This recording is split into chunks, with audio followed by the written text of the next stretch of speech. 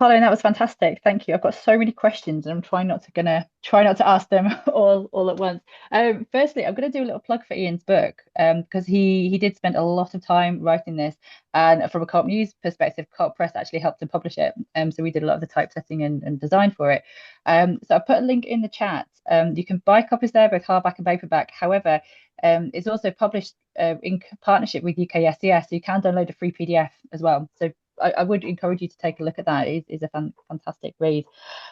It's interesting, Colin, that you really draw out care, education, and community, because they were very much 3 points that were brought up by international delegates as well. I had a very interesting conversation with a guy called Kenki Maeda, who was representing the Japan Cooperative Alliance. And with Japan's aging population, this is a huge issue, especially around community and adult social care. And I know others will want to come in on this. But my final reflection on this would be: I wonder how a lot of this would feed into the World Social Summit. So it's the second World Social Summit in Doha in November that I know the ICA is doing a lot of work on, especially around how cooperatives contribute to the Sustainable Development Goals and how that could feed into like policy within governments that they're hoping to present to some of the leaders who will be in Doha. So did you want to come up back on the social summit, or do you want to reflect on that, Colin, and then we can open it up for discussion later? Yeah, bring it up later. Fine, lovely stuff. All right, in that case, thank you again, Colin, and I'm delighted to introduce Emma Hoddinott. So, Emma, if you'd like to introduce yourself, let people know who you are, and then Emma, you'll have about 5 minutes.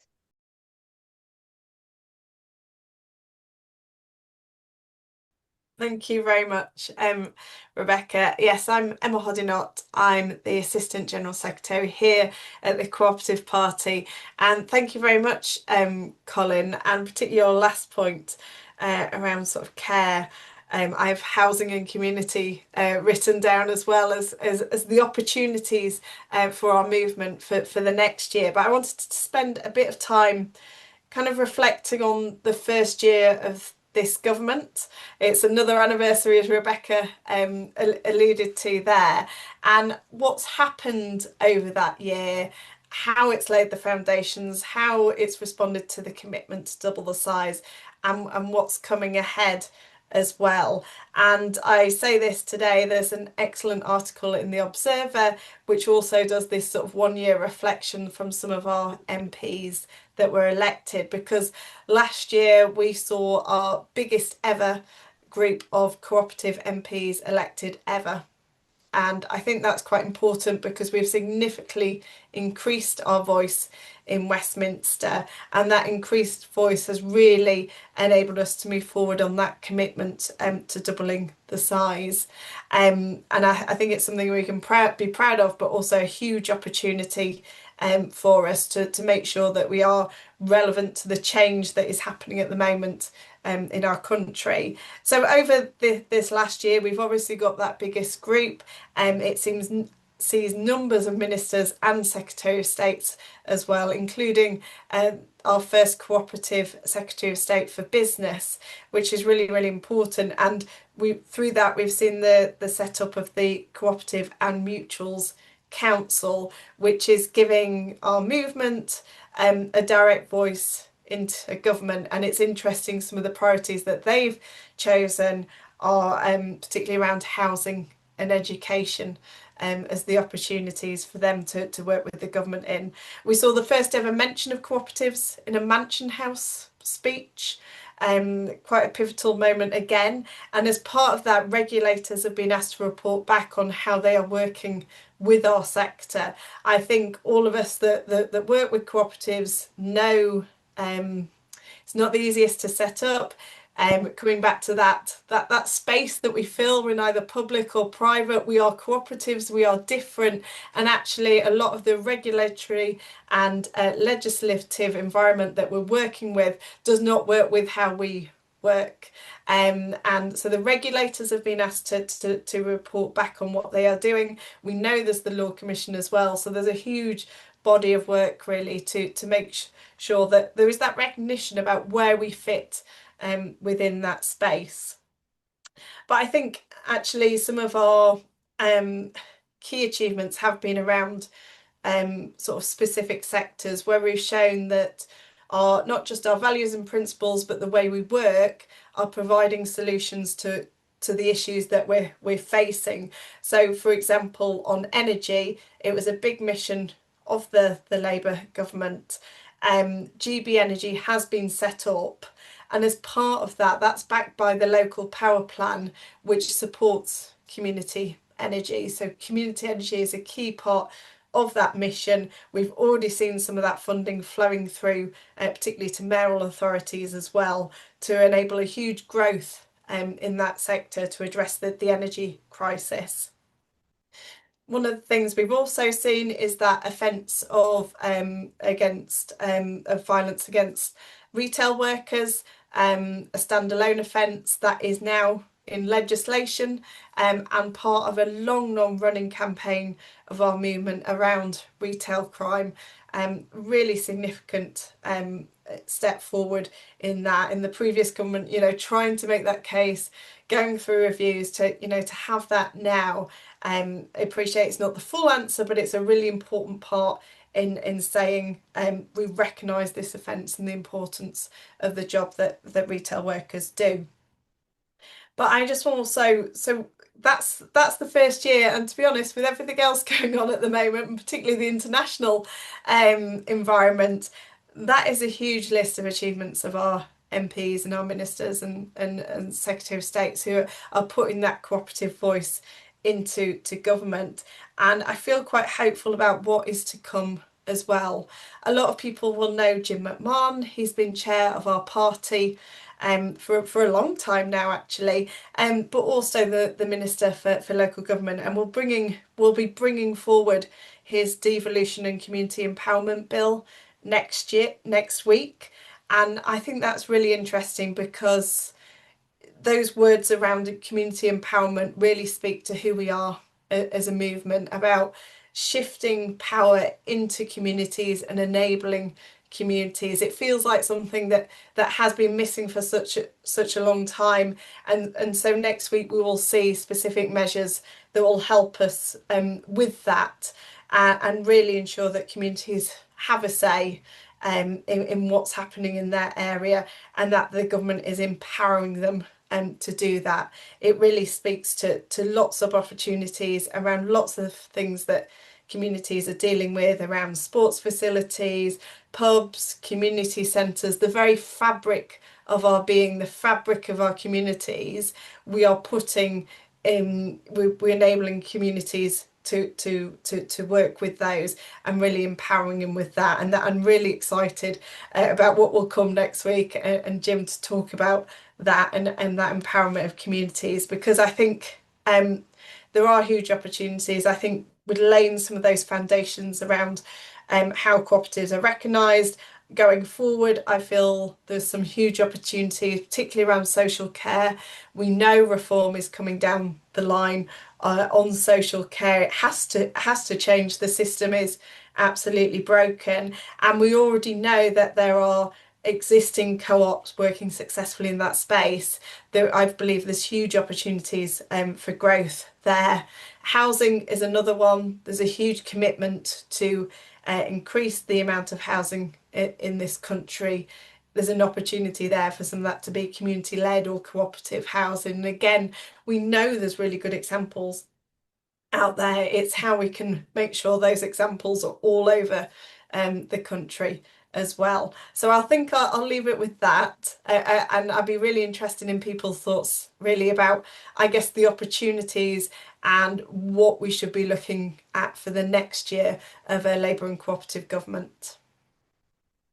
Thank you, Emma. That's a fantastic summary of everything that's going on, because there's quite a lot, and it is a challenging environment, especially when you look at the global outlook as well.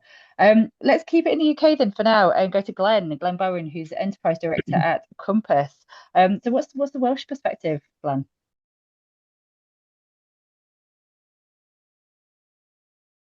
Brilliant. Thanks, Rebecca. Hi, everyone.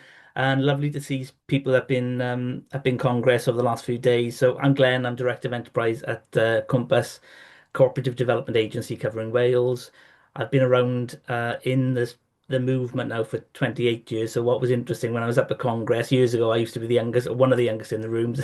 And when Rose asked for everyone under 30 to go and leave, it was brilliant to see so many young co-operators. But I was thinking, wow, that used to be me. What happened? How have I got this old? Anyway, yeah. So in Wales, and in terms of when David asked me to come and put some observations today, I was thinking, okay, so if we want to double the size, what's the problems we've got? What have we got to do? Because there's lots of good stuff going on, but there's huge challenges remain. I did put a presentation together, but because of speed and 5 minutes, I'm not going to go through it. But there was three areas I put in: legislation, education, and resources.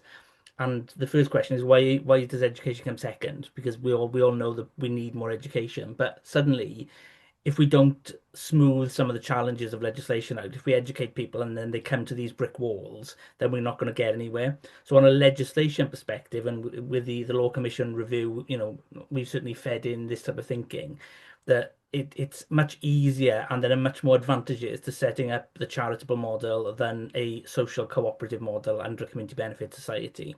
So we work with lots of organizations that want to develop services that are going to be non-profit distributing, so that are going to be very social in their mindset.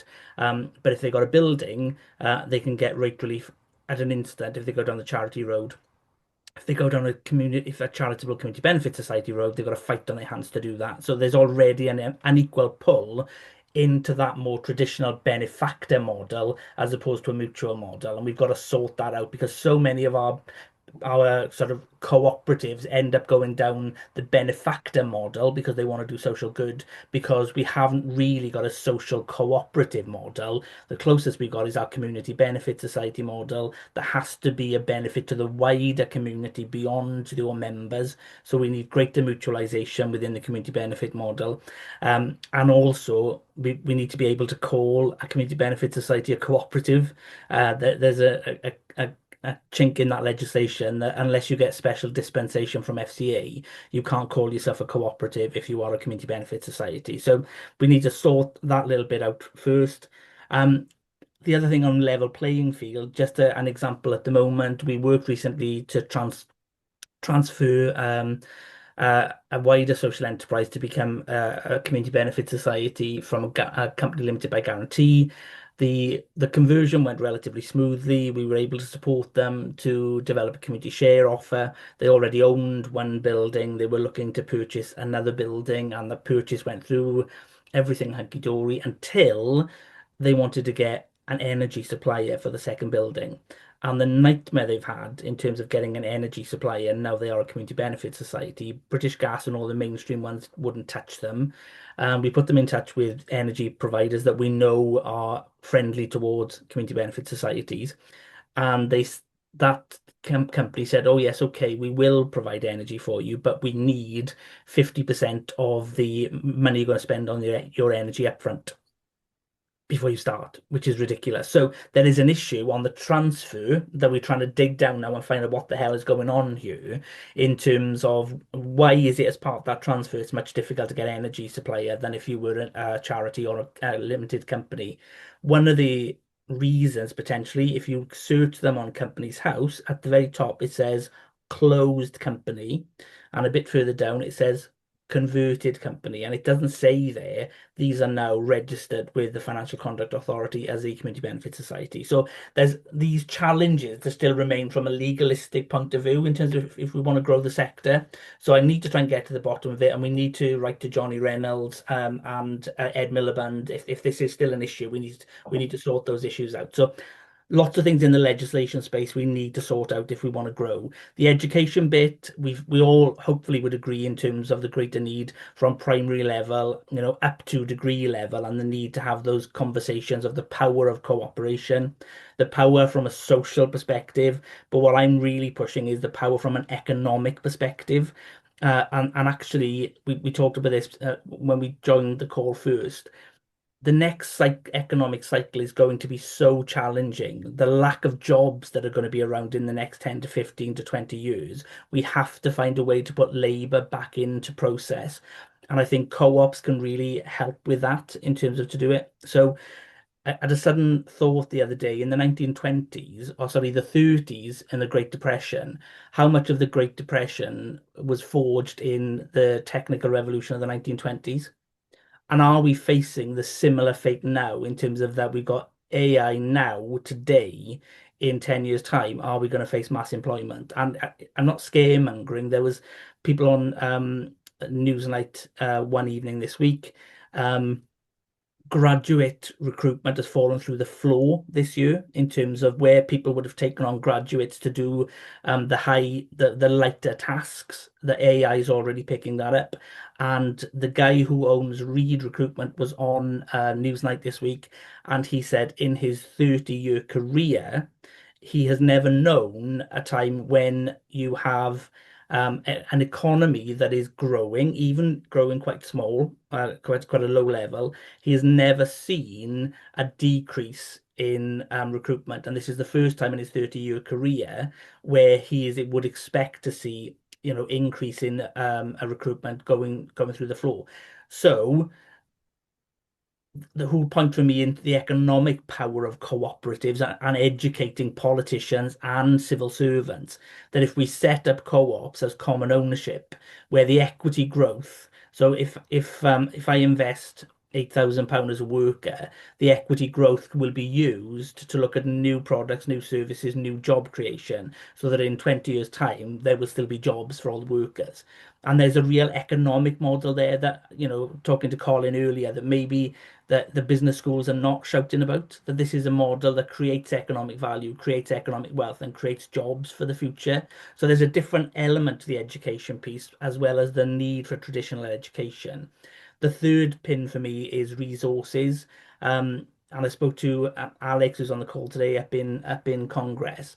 We can learn from the past in terms of resources, where we used to do co-op, real hardcore community cooperative development, and we need to have resources that we can recruit somebody from a community that's really embedded in that community, hasn't got all the skills, but we can give them the skills around cooperative development, and they can help the community to go to public meetings, to set up steering groups, to look at opportunities based on what the needs are within that community. And obviously we need to provide them with the resources and the tools that they need to do that, to set up those cooperatives.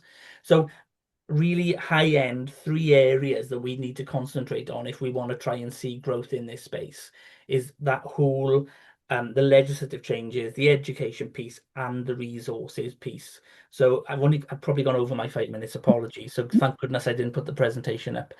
So I'll hand back to you, Rebecca. Diolch yn fawr. Thank you. Thank you, Glenn. That's a really, really good summary of just how difficult things are at the moment, because the legislation's not there, the education's not there, and the resources aren't there.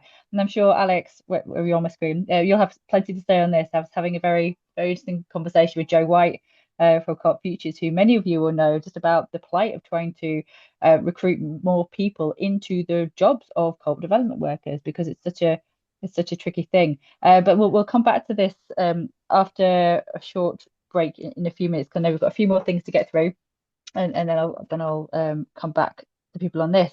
Cheryl, you were at Congress. Cheryl Barrott, Chair of Co-ops UK.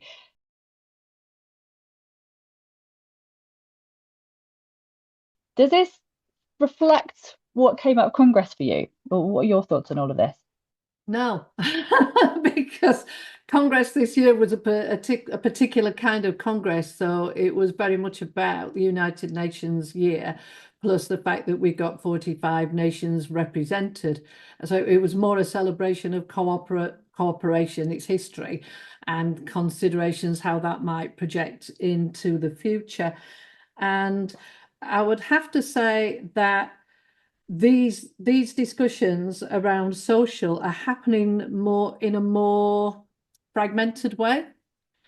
And I don't know if people know my background, but my background is I worked for Sheffield City Council for 20 years, but 12 years of those were spent in a government programme. I was seconded into a government programme, and that was around the demographics. And we still have a very old model of the world that we work into, and that's not just cooperatives, that is the world. because there are few areas in the world that has a young population, and they have their own problems because they have a huge populations of younger people, usually in gerontocracies.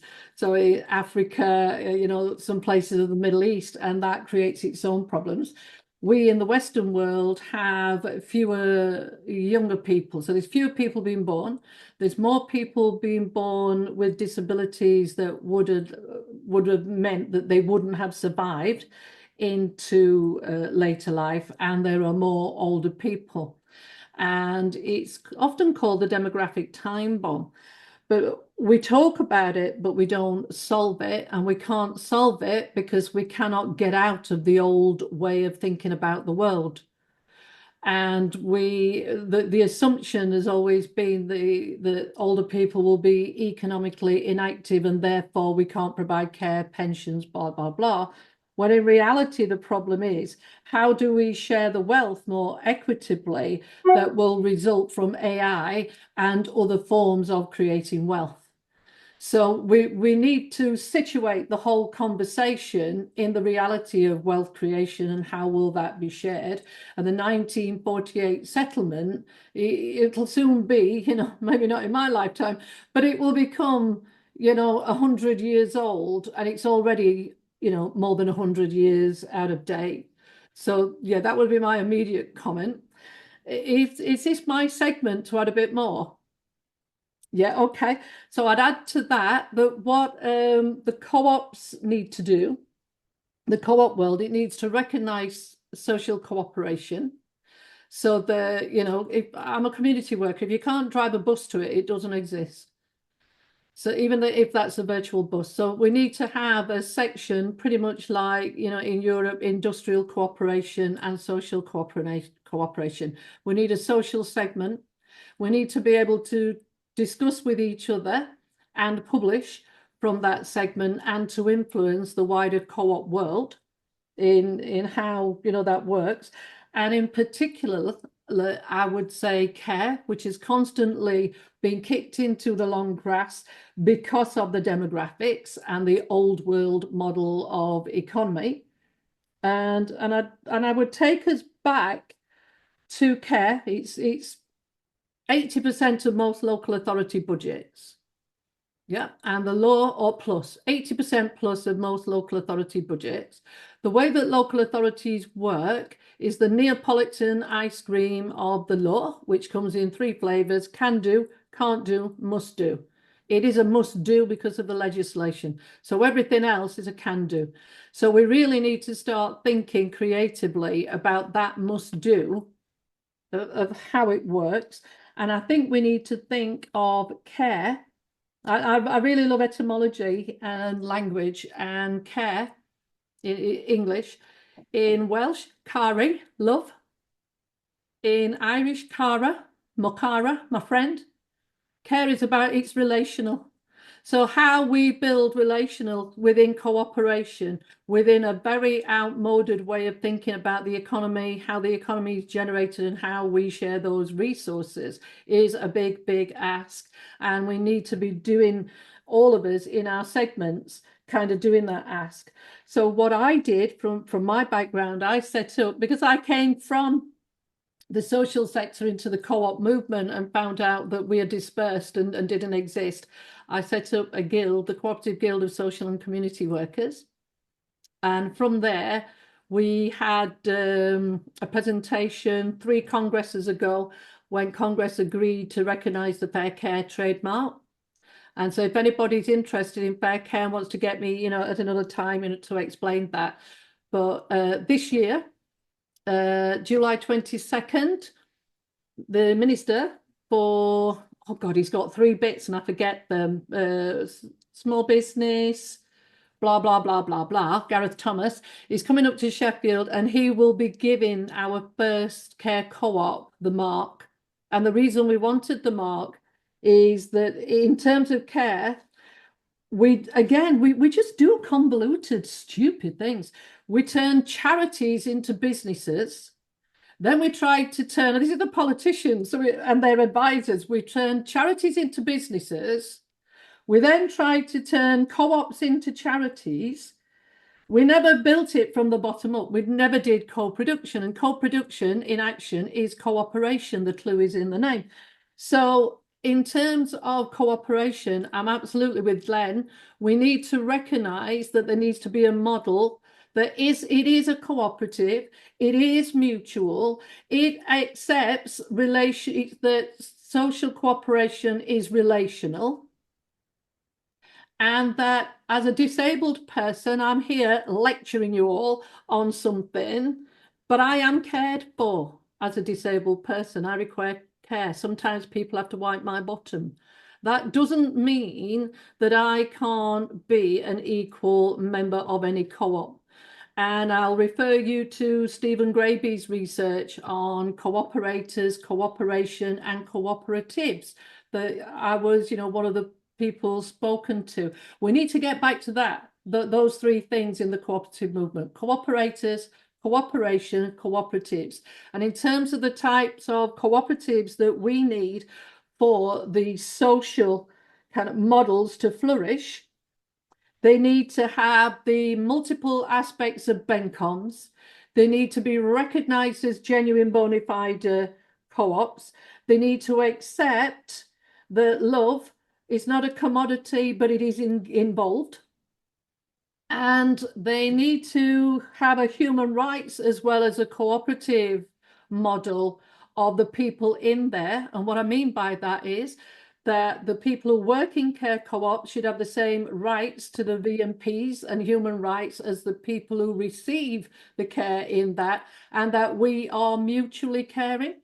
So that I care, which is why I invented the mark, I care about care workers care about me. So I'm not looking at love as a commodity, I'm looking at it as an energy that drives these co-ops, but is acknowledged and encouraged. What else would I say on that?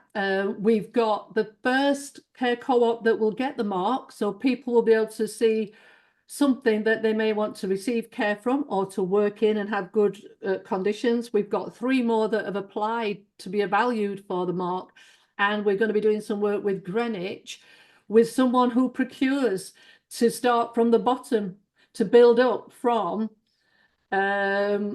asking people who are currently care workers who, in a crap employment, would they like to come together collectively and work with the council and form a care co-op with disabled people in co-production. So more of these examples of very good practice that we can share and spread amongst ourselves. But again, having that segment where we can talk to each other, share, and then inject that into the co-op movement would be very helpful. And with that, I will shut up. That was fantastic, Cheryl. It's always good to hear your perspective on this. I know I said we're going to go to Rachel Garrick, but I'm just going to bring in Adrian Roper, who I think is in here. So Adrian is the former chief executive of Cwmpas Co-op. I really hope I said that okay. Adrian, because I know you have a strong background in social care, so is this something you want to come back on briefly? Oh, sorry, you got me on the hop. I've been sort of scribbling some questions for later, but I haven't really gathered my thoughts. So can That's I absolutely fine. after the Of break? course you can. Thanks. No problem whatsoever. Rachel Garrick, it'd be great to hear the perspective from Monmouthshire County Council.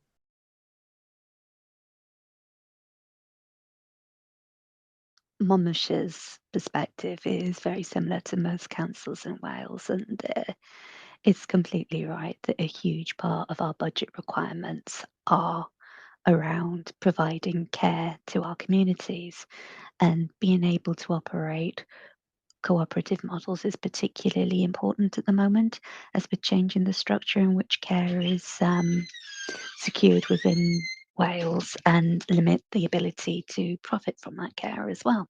Because we do believe nationally that care should not be an exploitative business in any way. I think as well, culturally, there's a lot of history with the cooperative movement in Wales. We already, as a nation, legislate for long-term social value through the Wellbeing of Future Generations Act. And that that is quite a powerful piece of legislation which allows us to influence the way our economy operates, as well as our planning and our community development.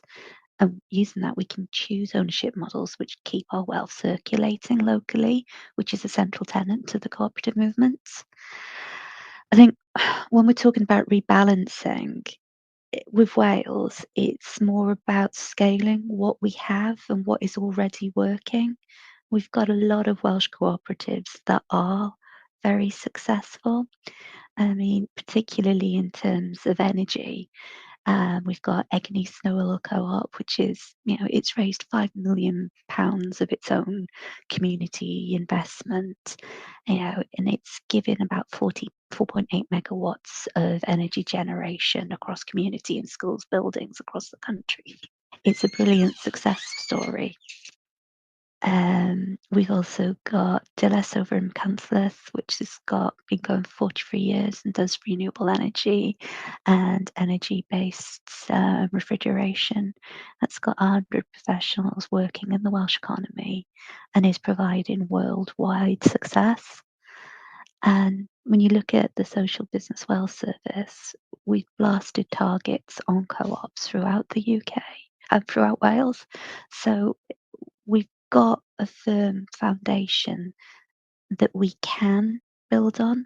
And I think taking the examples of the Future Generation Wales Act and the way that the Welsh Government is prepared to work on its economy and its expectations of businesses is another lever that we can work for that co-op renaissance.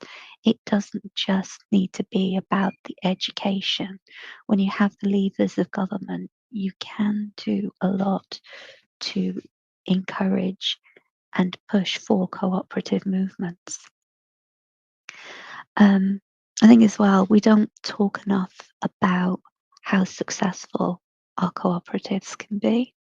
I mean, financially throughout the UK, we look at the success story that the Nationwide has become as a mutual, taking over Virgin Money, hitting the headlines regularly on its owner dividends. It's a really big success story. And internationally, there are so many successful co-ops.